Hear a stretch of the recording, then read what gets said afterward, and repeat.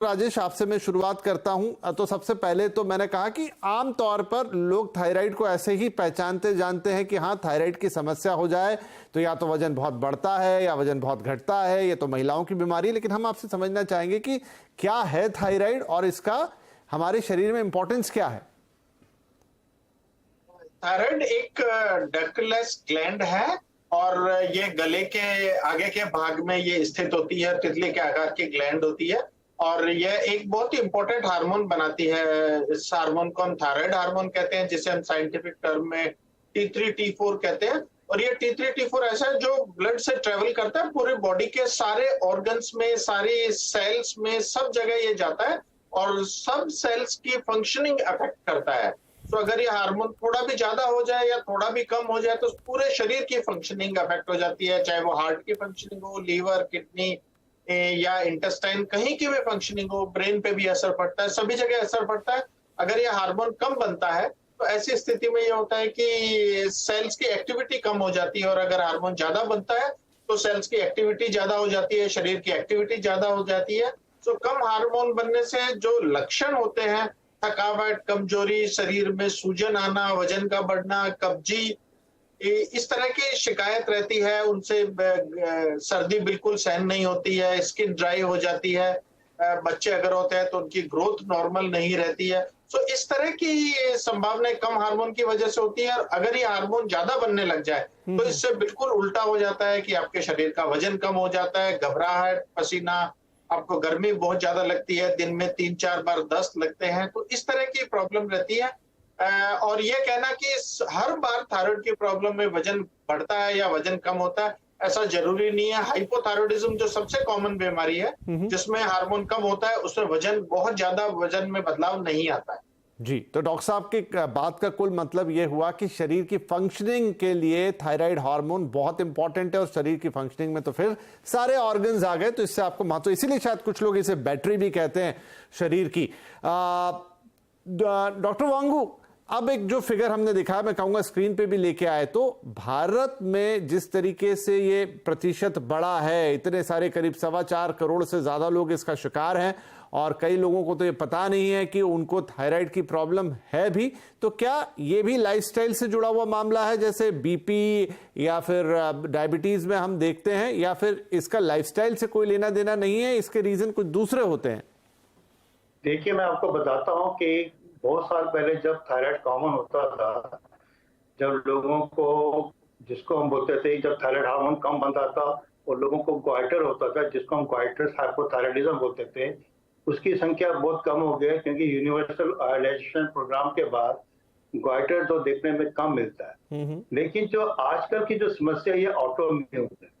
Autoimmune का मतलब यह है कि सारी ऑटोइम्यून डिजीज इस समय वो बढ़ती जा रही है। उसका एक कारण मैं आपको बता देता हूं कि जैसे जैसे किसी भी कंट्री का डेवलपमेंट होता है, इंडस्ट्रियलाइजेशन, नई सिविलाइजेशन, इतनी कंस्ट्रक्शन होती है, तो एनवायरमेंटल पॉल्यूशन, उसमें जो केमिकल, पेस्टिसाइड एग्रीकल्चर में यूज होते हैं, they are called endocrine disruptors chemicals, EDS, endocrine disruptor chemicals. वो हमने देखा है कि उसकी होने से जो संख्या, थोड़ा बहुत शरीर के डिफरेंट ऑर्गन में, उसमें एक थायराइड भी है, उसमें इफेक्ट पड़ता है। तो वन ऑफ द कॉज तो आजकल हमने देखा है, ऑटोइम्यून तो बहुत इंपॉर्टेंट कॉज है, तभी ये दिखते हैं कि फीमेल में थोड़ा मेल से ज्यादा होता है। लेकिन रिसेंटली देखा गया है कि एंडोक्राइन डिसरप्टर्स के कारण जो थायराइड के जो मरीज है वो ज्यादा देखने में आ रहे हैं। तो दिस इज इम्पोर्टेंट कि जो हमारे जो पॉल्यूटेंट्स है, केमिकल्स जो हम यूज करते हैं, इंसेक्टिसाइड जो यूज हो रहे हैं, पेट्रोकेमिकल्स में यूज होते हैं, उनका भी इफेक्ट शरीर के ग्लैंड्स पर पड़ता है। तो ऑटोइम्यून, जैसे मैंने कहा कि ऑटोइम्यून एक ऐसी चीज है कि बॉडी के इम्यून फंक्शन में जो डिसफंक्शन हो जाता है, जिससे बीमारी अक्सर देखी जाती है जो पहले नहीं देखी जाती थी। और ये जो हाइपोथायराइड है, it can happen from any age, from birth to the old age. Birth में जब कंजेनिटल हाइपोथायराइड के कॉजेज अलग होते हैं, जिसमें ग्लैंड पूरी तरीके से डेवलप नहीं होता है, या कोई जेनेटिक कॉजेज होते हैं। बट जैसे जैसे बच्चा बढ़ता रहता है, उसमें अलग कॉजेज आने शुरू हो जाते हैं। मोस्ट कॉमन जो फीमेल में है वो है ऑटोइम्यून हाइपोथायराइडिज्म। और ये जो हमने देखा है कि ये अकेले नहीं होता है, जैसे जैसे आजकल डायबिटीज बढ़ रहा है, ये दोनों साथ पैरेलल चलते रहते हैं, बोथ आर कजन्स। फीमेल्स में पॉलीसिस्टिक ओवरियन डिजीज होती है तो उनमें भी हाइपोथायराइड देखने को मिलता है। और आपने सही कहा कि मेजॉरिटी ऑफ जो पेशेंट है उसमें सिम्टम्स नहीं होते कईयों में, और एक ग्रुप होता है जिसको हम बोलते हैं सब क्लिनिकल हाइपोथायराइड, जिसमें कि जो मापदंड है TSH वो 4.5 और 10 के बीच में रहता है, और अगर 10 के ऊपर जाता है उसको हम कहते हैं over hypothyroidism.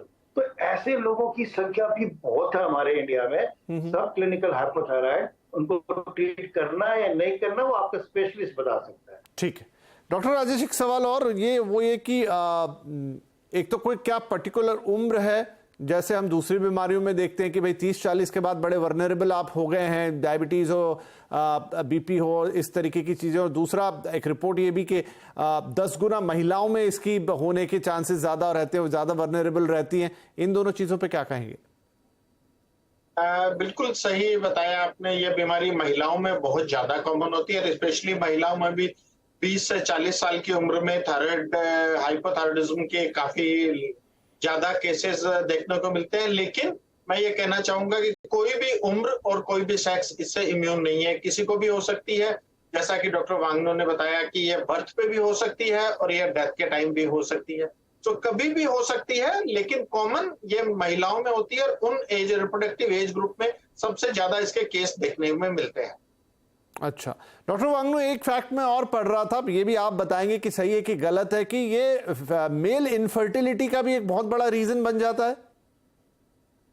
Yes of course, thyroid hormone जब हाइपोथायराइड होता है उसमें एक दूसरा हार्मोन है जिसको हम बोलते हैं प्रोलैक्टिन, वो भी हार्मोन थोड़ा बढ़ जाता है। और जो प्रोलैक्टिन है अगर ये बड़ा रहेगा, अगर थायराइड को आप ट्रीट ना करें और ये जो प्रोलैक्टिन बड़ा रहेगा, ये डायरेक्टली बॉडी के अंदर जो मेल हार्मोन को, जो दो हार्मोन कंट्रोल करते हैं FSH और LH, उनको प्रभाव करता है, जिससे कि पेशेंट का जो थोड़ा टेस्टोस्टेरोन कम हो जाता है। वो पहला जो सिम्टम होता है इनफर्टिलिटी से पहले कहते हैं डिक्रीज लिबिडो इन पेशेंट में, जिनको कि साथ में प्रोलैक्टिन बढ़ जाता है।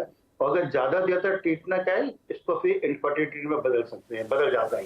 तो ये डायरेक्टली लिंक है थायराइड से। एक तो हो गया थ्रू प्रोलैक्टिन के through, otherwise also because thyroid में जो मेटाबॉलिज्म है वो बड़ा स्लो हो जाता है, उसके कारण बॉडी में कुछ चेंजेस होते हैं। एंड्रोजन जो मेल हार्मोन के मेटाबॉलिज्म में, they also play a role in the male infertility. इसमें जो देखते हैं मोटिलिटी पर ज्यादा इफेक्ट पड़ता है, रादर देन मोटिलिटी पर सबसे पहले इफेक्ट पड़ता है। जी ठीक है, तो ये भी बात सही निकली। तो चलिए आगे हम थोड़ी सी और बातचीत करेंगे कि थायराइड के फिर लक्षण क्या हैं, आपको कैसे पता चलेगा कि आपको थायराइड की समस्या है कि नहीं है, और फिर उसके लिए क्या जांच करवानी है, क्या पैरामीटर्स हैं। लेकिन उससे पहले थोड़ा, क्योंकि अन्विता भी हमारे साथ हैं और डाइटिशियन हैं। अन्विता, हमने सुना है कि बहुत सारे खाने आपको थायराइड में नहीं खाने होते हैं, फॉर एग्जांपल सोयाबीन, हरी सब्जियां, कैफीन, मिठाइयाँ। क्या ये बात सही है कि इन चीज़ों से थायराइड थोड़ा और प्रोगेट होता है, थोड़ा सा मतलब जो थायराइड के मरीज हैं उन्हें अवॉइड करना चाहिए? कुछ चीजें ऐसी हैं जो बीइंग अ थायराइड पेशेंट हमें अवॉइड करनी चाहिए, जैसे कि आपकी क्रूसिफेरस वेजिटेबल्स, आपने जैसे कहा ब्रोकली हो गई, कैबेज हो गई, कॉलीफ्लावर हो गया, ये सब आपके आयोडीन को बॉडी में एब्जॉर्ब करने में थोड़ा इंटरफेयर करते हैं। और बीइंग अ थायराइड पेशेंट हमें आयोडीन बहुत जरूरी होता है, इसलिए आप इन सब्जियों को ले सकते हैं, पर एक कुक्ड फॉर्म में। इनको हम कच्चे रूप में ना लें तो बेटर है। दूसरा आता है आपकी गोइट्रोजेंस, जो जिन चीजों में ये गोइट्रोजेंस ज्यादा होते हैं, जैसे कि सोया हो गया, अगेन ब्रोकली हो गई, पीच हो गए, प्लम्स हो गए, इनको हमें थोड़ा अवॉइड करना चाहिए, क्योंकि ये थायराइड को अपने फंक्शंस प्रॉपर्ली करने से थोड़ा सा अवॉइड करवाते हैं।